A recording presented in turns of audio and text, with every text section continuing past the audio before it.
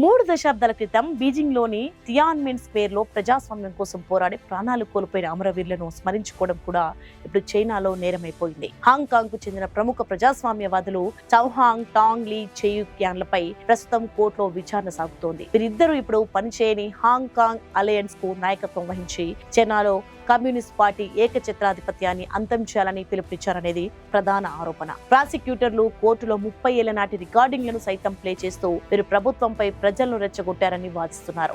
ముఖ్యంగా 1989 జూన్ 4న జరిగిన మారణ కాండకు వ్యతిరేకంగా ప్రతి సంవత్సరం వీరు నిర్వహించే కొవ్వొత్తుల వెలుగుల ప్రదర్శన ఇప్పుడు రాజ్యాంగ విరుద్ధమని చైనా ప్రభుత్వం చెబుతోంది. చైనా కమ్యూనిస్ట్ పార్టీ పాలనను వ్యతిరేకించడం దేశ ద్రోహమేనని, దీనికి గరిష్టంగా 10 ఏళ్ల జైలు శిక్ష విధించవచ్చని ప్రాసిక్యూషన్ డిమాండ్ చేస్తోంది. ఒకప్పుడు హాంకాంగ్ లో చైనా కమ్యూనిస్ట్ పార్టీని విమర్శించడం సర్వసాధారణం. కానీ 2020లో చైనా ప్రవేశపెట్టిన కఠినమైన జాతీయ భద్రతా చట్టం హాంకాంగ్ స్వేచ్ఛను పూర్తిగా హరించివేసింది. ఈ చట్టం వచ్చిన తర్వాత కూడా సదరు నాయకులు తమ రాజకీయ వైఖరిని మార్చుకోలేదని, అందుకే వారిని 2021 నుంచి కటకటాల వెనుక ఉంచామని అధికారులు చెబుతున్నారు.